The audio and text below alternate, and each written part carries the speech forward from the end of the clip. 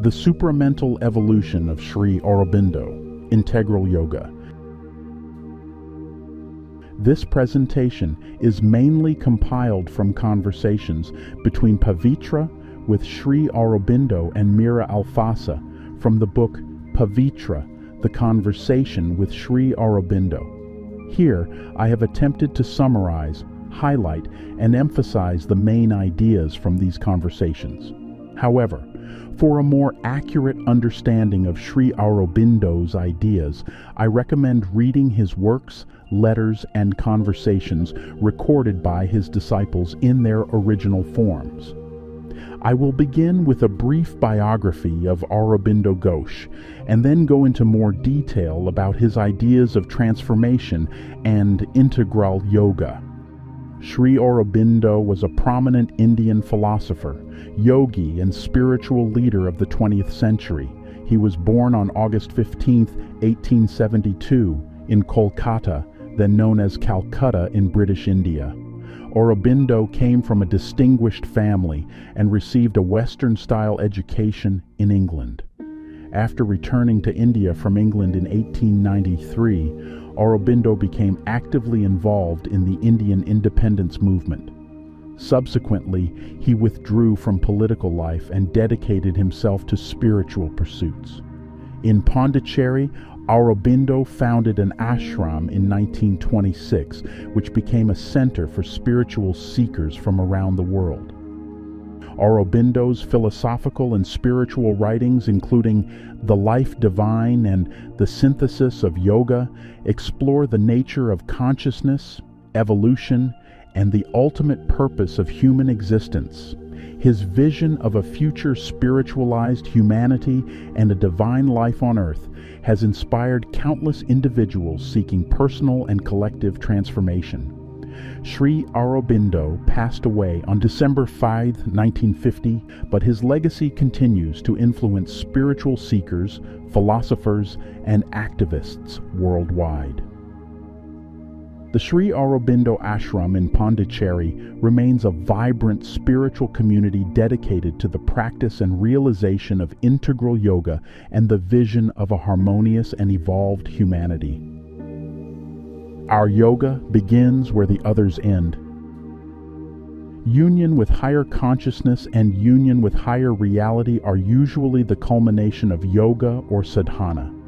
However, for Sri Aurobindo's integral yoga, this union is not only a necessary condition but also just a starting point for further transformation. To achieve union with the divine, Sri Aurobindo recommends familiar steps in classical yoga. The first of these is to learn to quiet the mind either through an effort of will or by opening oneself to a higher impulse so that the stopping of thoughts is accomplished from above, without personal effort. As Sri Aurobindo states, until we master the skill of quieting the mind, all our experiences will remain mental in nature. We must strive for truth, but we should not preconceive what it should be. Even the best mental representations are imperfect and hinder progress. It is necessary to move from experience to experience in such a way that all experiences become integrated into our being. Most people identify with the mind and its operations. It is important to dissolve thoughts as soon as they arise, simply by directing your attention towards them.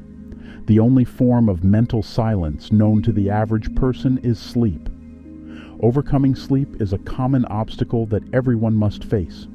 Sleep must be overcome by the power of Purusha, as it is one of the habits originating from the lower nature. By overcoming sleep in this manner and halting the chaotic streams of thoughts, you will either remain fully conscious but with an empty mind, or maintain the same level of consciousness, transitioning from the waking state to the state of samadhi. Subsequently, a higher consciousness, the consciousness of Purusha, will descend upon the practitioner, taking over the direction of their mind. The first task is to detach yourself from your own mind. recognizing it as something external and accepting the role of an observer. However, thereafter, the divine force consciously descends from above, permeating the mental, vital, and physical planes, purifying them and infusing them with its divine presence. This is the goal of integral yoga, to develop yogic consciousness and universalize being on all planes, to become aware of the cosmic being and cosmic forces, and to unite with the divine on all planes of our existence. It is for this reason that special attention is paid to the planes of existence in integral yoga. This is not merely a beautiful concept that entices with its mystical allure. By observing, studying, and understanding the structure of the planes of their outer and inner being, practitioners acquire an important tool that enables them to become aware of their true psychic being, distinguishing it from external forces and surface influences and infusing them with the divine presence. Concentration in the Sahasrara region, when silence of the mind is achieved, is an important part of the practice of integral yoga. Through the Sahasrara region lies the path through which the transformative force must descend upon our invocation. If in the tantric discipline the chakras open from the bottom up, representing the ascent of Kundalini, then in integral yoga, the chakras open from the top down. However, in integral yoga, the ascent of consciousness from the vital or physical to meet the higher consciousness is realized in a descending manner. This process is not necessarily through the chakras, but is often felt throughout the entire body. Thus, the practice of yoga is twofold. On one side, there is the ascent of consciousness to the higher planes, and on the other, there is the descent of the power of the higher planes into earthly consciousness to dispel the power of darkness and ignorance and transform nature. Deep peace will come when the chakras open and the force descends unhindered, taking possession of the entire being. As one progresses through yoga, as Sri Aurobindo states, the divine force gradually transforms the physical substance. This substance is impure and incapable of receiving an impulse without first undergoing transformation. Changes occur at the cellular level, primarily in the vital and mental aspects of the cells, but matter itself also undergoes change. One must transcend the mind, but the force must prepare everything that is not yet ready below. There are imperfections in the physical consciousness that hold back progress, even when the mind is calm. It happens that the force does not fill all the chakras, and the light descends only to the level that is ready for it. However, over time, as the being opens to the higher power, the remaining chakras will also be enlightened.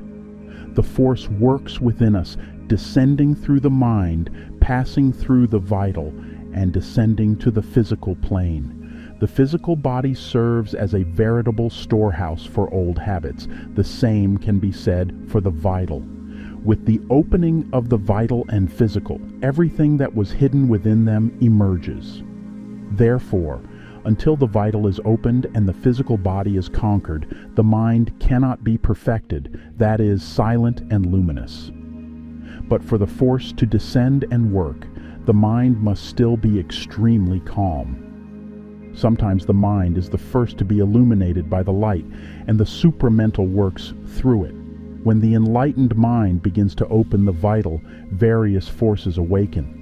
Through their influence, the mind can easily fall into error, and despite receiving light from above, it may misinterpret the truth. At times, it is the psychic being that first reveals itself. In such cases, it is not merely mental illumination that occurs, but our entire being ascends upward with a bright flame. Our psychic being inherently knows the truth, and if a mistake is made, it will experience unpleasant sensations until the error is corrected. This facilitates progress significantly. In integral yoga, it is important to trust the divine and maintain constant inner contact with the force until we become one with it.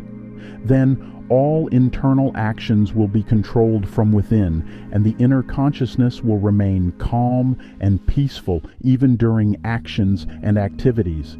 Instead of acting independently and attempting to direct the movement of the force, it is important to simply open up to the force while remaining passive.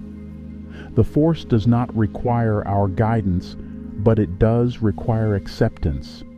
It transforms us in its own ways, acting directly and immediately. One must be receptive enough to give the force the opportunity to act. Establishing contact with the highest involves creating a direct channel between oneself and the supramental truth. The force will settle there, and the central being will take power over the outer being, bringing about transformation. It will direct the force downward and in all directions, transforming everything simultaneously. When the inner consciousness is fully awakened, it will absorb the outer consciousness. What cannot be absorbed will be discarded. Supramental consciousness, when one masters the ability of mental silence, is capable of establishing complete peace in all parts of the human being, the condition and basis for the manifestation of the divine in man.